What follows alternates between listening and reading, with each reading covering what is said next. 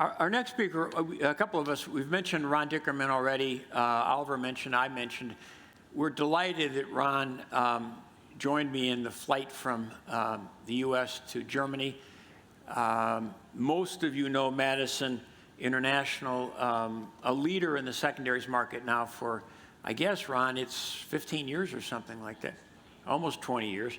And I think you understand that Madison's focusing on the equity recapitalizations, finding niches within our markets to exploit by being able to provide capital when people need capital.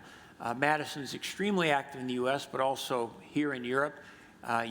Many of you know the work they've done in Frankfurt. I saw Ron last week, you announced a big deal in London.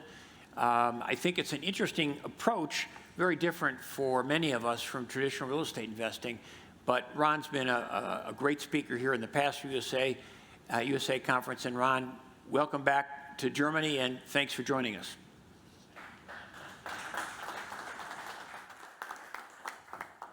Thank you so much. It's great to be back in Frankfurt. It's great to see all of you again. And I know this is a U.S. conference, so I want to spend just a couple of minutes talking about what's really going on in the United States. So I've got good news for you. We are on the front edge of the reopening process. It's really led by vaccines. The science is amazing. It's working. They seem to be holding against the variants. And just over the last 2 weeks in the United States, we've witnessed some extraordinary events, sporting events, gatherings, reopenings, eating indoors without masks. And there is a real sense that the economy is poised for boom. Over the May 30th weekend, we had our greatest spectacle in sports, the Indy 500, 135,000 people in one day. Not quite the Nuremberg Ring, but the racing was intense. We're having our basketball NBA final championships with 18,000 people gathering in indoor arenas without masks. And the fact of the matter is our economy is poised for growth. The experts are looking at about 7% GNP growth for the second half of this year, maybe 4 or 5% growth projected in 2022. These are extraordinary numbers. We have not seen numbers like this since 1967 when Lyndon Johnson was president, and perhaps 1978 when Jimmy Carter was president, with a bit of inflation mixed in. So I'm going to come back to that. From our vantage point, there's also a growing push to get back to the office. I've been talking to a lot of you about what's happening in the United States and what's the future of the office, what's really happening. And the fact of the matter is most of the financial services firms that we speak with are either back or they're targeting a return to the office in September of 2021. Some of that is out of convenience. There are leaders and CEOs who might prefer to take the summer off.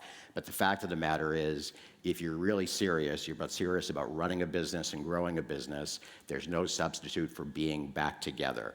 I can tell you with our own experience at Madison, we saw the writing on the wall. Clearly, we're in the real estate business, so how is it possible we could be working from home? We executed our business continuity plan in March of 2020. Like many of you, we were amazed as it related to the continuity, the video technology. But sometime maybe around the summer, June, July of 2020, we saw each other every day over video, but it wasn't the same.